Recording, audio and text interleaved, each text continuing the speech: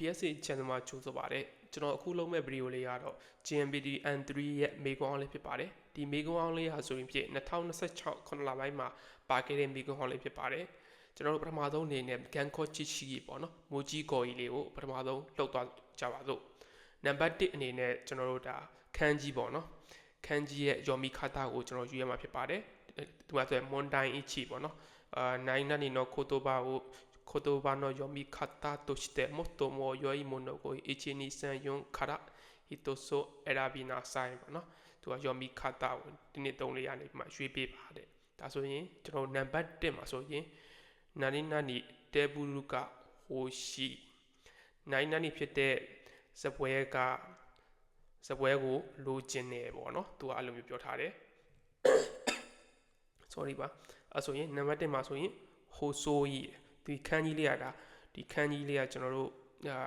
M4 M5 လောက်မှာပါခဲ့တဲ့ခန်းကြီးလေးပေါ့နော်ဒါဆိုရင်ပါလေးတယ်ပေါ့နံပါတ်1ကဟိုဆိုးကြီးတယ်နံပါတ်2မှာဆိုရင်ခါရူကြီးတယ်နံပါတ်3မှာဆိုရင်မာရူကြီးတယ်နံပါတ်4မှာဆိုရင်ဟီခူကြီးတယ်ဒါဆိုရင်ကျွန်တော်တို့ဒီခန်းကြီးလေးကိုကြည့်လိုက်မယ်ဆိုရင်ဘာခန်းပါအဓိပ္ပာယ်ဖြစ်မှာလဲပေါ့နော်ဒါဆိုရင်ဟိုဆိုးကြီးဆိုတာနံပါတ်1ဆိုတာပိန်တော့တေးတိန်တော့ပိန်တော့ပါတော့ပေါ့နော်ဟိုဆိုးရဲ့တဲ့ပြနံပါတ်2မှာဆိုရင်ခါရူကြီးဆိုတာပေါ့တော့ပေါ့နော်နံပါတ်3ဆိုရင်မာရူကြီးဆိုတာလုံးဝန်းတော့ပါဒီဒါသူ့ရဲ့အဖြေကဒီကောင်ကနံပါတ်3မှာမာရူကြီးဆိုတာမာရူရဲ့ခန်းကြီးပေါ့နော်တခုတည်းဆိုရင်ခုပေါ့1 2 3 4 5 6ရဲ့9ပေါ့နော်ပြီးလို့ရှိရင်နံပါတ်4မှာဆိုရင် hikui ဆိုတာကျွန်တော်နှိမ်တော့ပေါ့နော်နှိမ်တော့ရဲ့အဓိပ္ပာယ်ပေါ့ဒါဆိုရင်နံပါတ်ဟိုပါပေါ့နော်နံပါတ်1ရဲ့အဖြေကကျွန်တော်ဒီမာရူကြီးဆိုရတာအဖြေမှန်ပေါ့နော်ဒီကောင်လေးပေါ့ဒါအဖြေမှန်နံပါတ်3ပေါ့ပြီးလို့ရှိရင်ကျွန်တော်တို့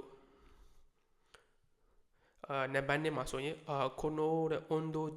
運動場は個人でも利用できるတဲ့သူရဲ့မိကွန်းကအဲ့လိုပေးထားတယ်ခုနိုအွန်ဒိုဂျောခုနိုတဲ့ဒီဥစ္စာပေါ့နော်အွန်ဒိုဂျောဆိုတာကျွန်တော်အွန်ဒိုလုပ်တယ်ဆိုတာ exercise လုပ်တယ်လေ့ကျင့်ခန်းတွေးပူလေ့ကျင့်ခန်းလုပ်တာပြောပါနော်အွန်ဒိုဂျောဆိုတာကကို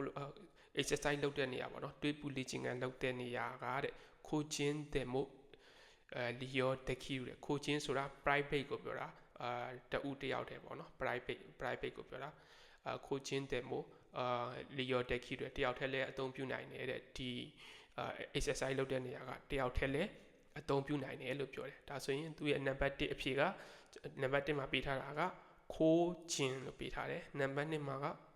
ခိုချင်းမဆွဲပါဘူးနံပါတ်3မှာဆိုရင်ခိုနင်းတယ်နံပါတ်4မှာဆိုရင်ခိုနင်းပေါ့သူကခိုနင်းလို့ပေးထားတယ်ဒါဆိုရင်ကျွန်တော်တို့ဘယ်ဟာလဲပေါ့နော်ရွေးပေးရမှာပေါ့ဒါဆိုရင်နံပါတ်ခိုချင်းဆိုတာကကျွန်တော်တို့တခြားအဓိပ္ပာယ်ဖြစ်သွားပါပြီဒီမှာမဆွဲခိုချင်းဆိုတာတခြားရဲ့အဓိပ္ပာယ်ပေါ့နော်ကျွန်တော် N1 မှာပါတယ်ဒီခိုချင်းဆိုတဲ့အဓိပ္ပာယ်ရှိပါတယ်နံပါတ်2မှာဆိုရင်ခိုချင်းပေါ့ခိုချင်းဆိုတဲ့အဓိပ္ပာယ်မှန်ပါတယ်ခိုချင်းဆိုတာ private တဦးတယောက်ထဲပေါ့နော်အဲ့လိုမျိုးပြောချင်တာပါဒါအဖြေမှန်ပါခိုချင်းဆိုတာကဒါအဖြေမှန်ဖြစ်ပါတယ်ဒါဆိုနံပါတ်3ဆိုရတယ်မဟုတ်တော့ပါဘူးเนาะတခြားအတိတ်ပဲတွေပါတခါလေကျရင်မှားတယ်ရှိပါတယ်သူကဒီမှာခိုနင်းနဲ့ပေးတာတကယ်တော့မဟုတ်ပါဘူးเนาะဒါဆိုရင်နင်းဟီတိုနဲ့ခန်းကြီးပေါ့เนาะသူကကျင်းလို့လည်းဖတ်တယ်နင်းလို့လည်းဖတ်တယ်ပါဒီမှာတော့ကျင်းပေါ့เนาะခိုကျင်းပေါ့သူရဲ့ဖြစ်ဟာဟုတ်ပါပြီကျွန်တော်တို့နောက်တစ်ခုကကျတော့ကျွန်တော်နံပါတ်4ပေါ့sorry နံပါတ်4ပေါ့နံပါတ်3ပေါ့เนาะこのないなにで間違いがないねနံပါတ်1မှာဆိုရင်ဟိုပိုတဲ့နံပါတ်2မှာဆိုရင်ဟိုကောတဲ့ပြီးတော့နံပါတ်3မှာဆိုရင်ဟိုတဲ့နံပါတ်4မှာဆိုရင်ဟိုခိုတဲ့このဟိုခိုတဲ့間違いがないねဒီအလားလာတဲ့ဒီအမျော်မြင်တဲ့間違いないဒီအတွေ့အခေါ်ဒီအမျော်မြင်တဲ့間違いないပေါ့နော်間違いないနဲ့ဒီပုံစံနဲ့ဆိုရင်လည်းမမားနိုင်ဘူးပေါ့နော်နံပါတ်1မှာဆိုရင်ဟိုးဘိုဆိုတာတခြားအဓိပ္ပာယ်ဖြစ်ပါတယ်နံပါတ်2မှာဆိုရင်ဟိုးကောဆိုတာလည်းအဓိပ္ပာယ်မရှိပါဘူးနံပါတ်3မှာဆိုရင်ဟိုးဆိုတာကျွန်တော်နီလန်းပေါ့နော်ဟိုးဆိုတဲ့ခန်းကြီးရှိပါတယ်နီလန်းပေါ့နော်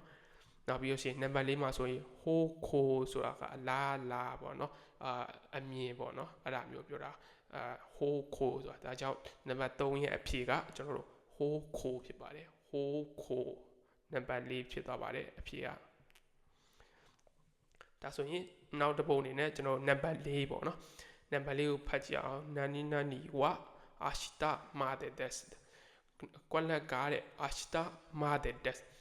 ကွက်လက်ကမနေ့ပြန်အထိဖြစ်တယ်တဲ့ okay ပါလဲပေါ့ကျွန်တော်ဖတ်ကြည့်အောင် number 1မှာဆိုရင် moshi kumi number 2မှာဆိုရင်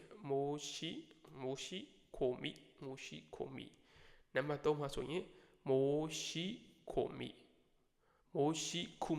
မဟုတ်ပါဘူးเนาะ moshi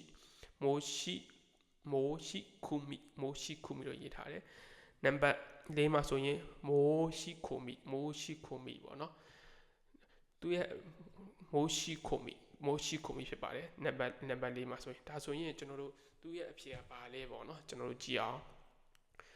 ဒီ komi မှတ်ဆိုတာကရောထွေးတာပေါ့เนาะဒီကအတွဲလိုက်မှတ်ပါတယ် moshi komi ပါ私の名前は何々と申しますဆိုအဲ့လိုမျိုးခန်းကြီးနေပါဘူးเนาะဒီမှာဆိုရင်လည်း moshi komi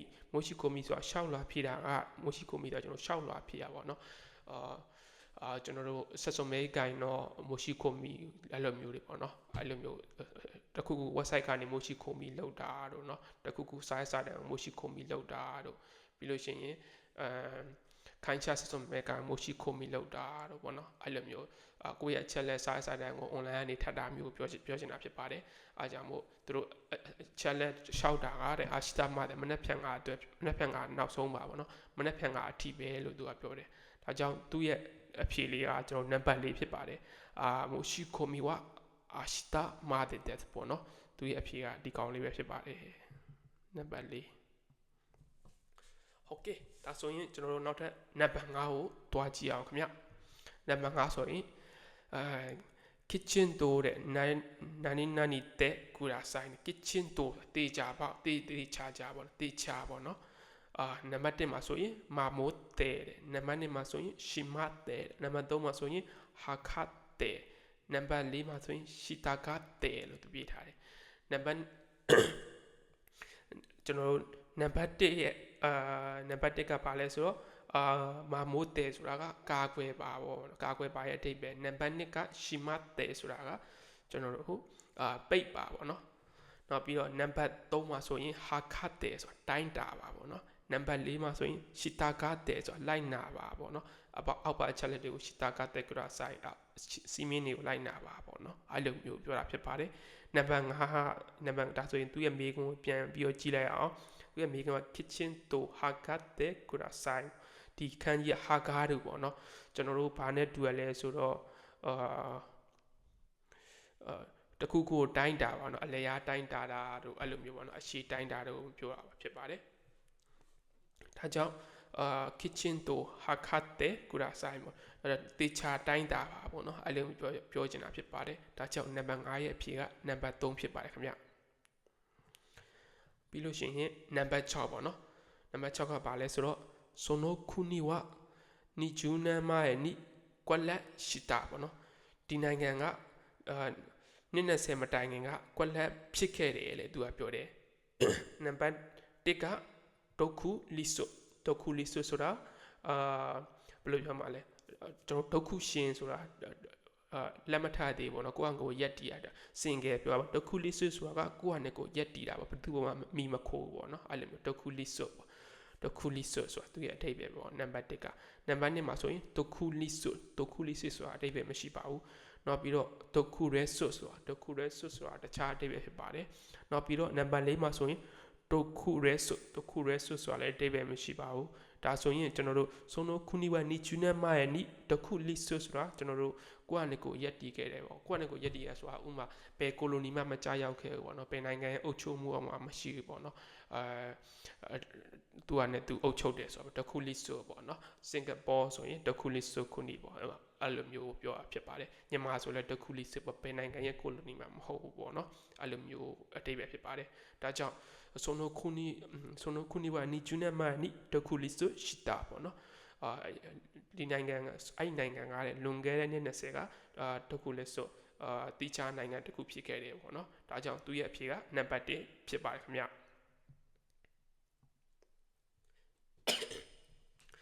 နံပါတ်9အနေနဲ့နံပါတ်9ကオトシタだオトシタနော်ပြုတ်ကြခဲ့オトシタ時に何々れてしまいましたပေါ့နော်オトシタ時にပြုတ်ကြခဲ့တဲ့အချိန်မှာကွက်လက်ဖြစ်သွားခဲ့တယ်ပေါ့နော်ကွက်လက်ဖြစ်သွားခဲ့တယ်ပေါ့နံပါတ်1ကဝါရဲတဲဆိုတာကကွဲတယ်အပ်တယ်နံပါတ်2မှာဆိုအိုရဲတဲဆိုတာကျိုးတယ်ပေါ့နော်နံပါတ်3ကနူရဲတဲဆိုတာဆွတ်တယ်ဆိုတာအဓိပ္ပာယ်နံပါတ်4ကခိုဝါရဲတဲကွဲပြဲသွားတယ်ပေါ့နော်ဒါဆိုရင်ကျွန်တော်တို့ otoshita tokini တဲ့ orete ပေါ့ဒါသူရဲ့ခံယူကြည့်လိုက်တာက o ချိုးသွားတယ်ကျိုးသွားတယ်ပေါ့နော် orete ဒါ orete ခံကြည့်ပေါ့နော်orete ပေါ့နံပါတ်2ဖြစ်ပါတယ်သူရဲ့ဖြေကဆိုရင်ကျွန်တော်နံပါတ်8ကိုကြည့်လိုက်အောင်နောက်ဆုံးပုတ်ပေါ့နော်ယောမီခါတာနောက်ဆုံးပုတ်コミを減らすために一人一人の何々がこれや何ဒါကျွန်တော်တို့ဒါဟိုအဲ့လိုပဲထပ်ဖတ်သေးပါဘူး何々が大切だゴミを減らすためにはတဲ့အမိုက်ကိုရော့ချစေရန်အတွက်တဲ့ hito no တယောက်ချင်းစီရဲ့ကွက်လက်ကတိုင်းဆက်စွတ်တာတယောက်ချင်းစီရဲ့ကွက်လက်ကအရေးကြီးတယ်တဲ့သူအဲ့လိုပြောတယ်ဒါဆိုရင်နံပါတ်1မှာဆိုရင်တိုးလျော့ခုတယ်ဒီခန်းကြီးလေးကိုကြည့်လိုက်ပါနော်ပါနဲ့တွေ့ဆိုတော့နံပါတ်1ကတိုးလျော့ခုတယ်နံပါတ်2ကတိုးလျော့ခုတယ်နံပါတ်3ကကြောလျော့ခုတယ်နောက်ပြီးတော့ကြောလျော့ခုတယ်ကြောလျော့ခုဆိုတာအဓိပ္ပာယ်တော့မရှိပါဘူးဒါဆိုရင်နံပါတ်1ကတိုးလျော့ခုဆိုတာတိုးလျော့ခုဆိုတာကျွန်တော်တို့အားစိုက်ပြီးတော့ကိုကြီးဆောင်ရွက်တာပေါ့နော်ပူပေါင်းပါဝင်တယောက်ချင်းစီရဲ့စိုက်အားစိုက်ထုံးမှုပေါ့နော်အဲ့လိုမျိုးပြောချင်တာဖြစ်ပါတယ်ဒါကြောင့်သူရဲ့အဖြေကဆိုရင်ကျွန်တော်တို့ဂွန်မီကိုဟဲလာစုတမယ်နေပါအမိုက်ကိုရောကြစေဖို့အတွက်ဟီတိုလီနော်ဒိုလျောခုကတိုင်းဆက်ဆိုတယောက်ချင်းစီရဲ့ပေါ့နော်အားစိုက်ထုံးမှုကအရေးကြီးပါတယ်ပေါ့နော်အဲ့ဒါမျိုးပြောချင်တာဖြစ်ပါတယ်ဒီခန်းကြီးလေးကကျွန်တော်တို့ဆိုဒိုလျောခုရဲ့ခန်းကြီးပါပြီးလို့ရှိရင်ဒီမှာကီယောလျောခုရဲ့ခန်းကြီးလည်းရှိပါတယ်ကီယောလျောခုရဲ့ခန်းကြီးဟာဒီလိုမဟုတ်ပါဘူးသူကတခြားတစ်ခုပေါ့နော်ဒီကောင်နဲ့မားတတ်ပါတယ်ဒီကီယောလျောခုနဲ့မားတတ်ပါတယ်ဒီလျောခုကတော့နောက်ကခန်းကြီးအတူတူပဲဖြစ်ပါတယ်ဒါပေမဲ့ဒိုလျောခုဖြစ်ပါတယ်ဒီမှာကဒါကြောင့်သူရဲ့အဖြေမှန်ကဒိုလျောခုဖြစ်ပါတယ်ခင်ဗျโอเคကျွန်တော်တို့ဒါမွန်တိုင်းနီကိုတွားလိုက်အောင်မွန်တိုင်းနီနာနီဒါနိုင်နာနီနောကိုတိုဘာを漢字で書くときに最も良いものを1234から一つ選びなさい。問題ねかこれの言葉これမှာရှိတဲ့言葉တွေကိုတဲ့漢字で書くとき漢字နဲ့ရေးတဲ့အချိန်မှာတဲ့အဆင်ပြေတဲ့ဥစ္စာကိုတဲ့1 2 3 4ကနေရေးပါတဲ့ကျွန်တော်တို့သူကယောမီခတာပြထားမယ်ကျွန်တော်တို့ကခန်းကြီးကိုရွေးပြရမှာဖြစ်ပါတယ်နံပါတ်2ကโอเคဒါဆိုရင်ကျွန်တော်တို့တွားလိုက်အောင်အပေါ်မှာရှစ်ပြီးခဲ့ဆိုတော့ကျွန်တော်6ပေါ့နော်โอเคสุขมาဒါဆိုရင်สุขมาเอตาสักนาကကွက်လက်တဲရှိမှတာကျွန်တော်ပြောချင်တာဒါကမဖတ်တတ်ခန်းကြီးကဖတ်တတ်ချင်မှဖတ်တတ်ပါလိမ့်မယ်ဒါပေမဲ့ဖတ်တတ်လဲကျွန်တော်တို့နည်းနည်းလေးဟိုအဖြစ်သွားလို့ရပါတော့ကွက်လက်ဖြစ်တဲ့စကနာကိုကွက်လက်ဖြစ်သွားခဲ့တယ်ပေါ့နော်သူကအဲ့လိုမျိုးပြောစကနာဆိုတာငါပေါ့နော်ဒီမှာสุขมาเอตาဆိုတာတွေကတော့ဖမ်းမိတာမလို့สุขมาเอตาสกนาကားတဲ့สุขมาเอตาสกนาကဖမ်းမိခဲ့တဲ့ငါကကွက်လက်ဖြစ်သွားခဲ့တယ်တဲ့ပြောတာဒါဆိုရင်နံပါတ်1ကကျွန်တော်ဒါအဝေးကိုပြေးထွက်သွားတဲ့အတိတ်ပဲပေါ့နော်တိုးကြီးခန်းကြီးနဲ့ဒါယောမီခတ်တာတော့ကျွန်တော်တို့အန်ဝမ်းမှာပါလိမ့်မယ်ဒါကျွန်တော်ကြော်သွားပါလိမ့်ပါမယ်အဝေးကိုပြေးလိုက်တာဆိုတဲ့ပုံမျိုးပေါ့နော်နံပါတ်2မှာဆိုလို့ရှိရင်တဲ့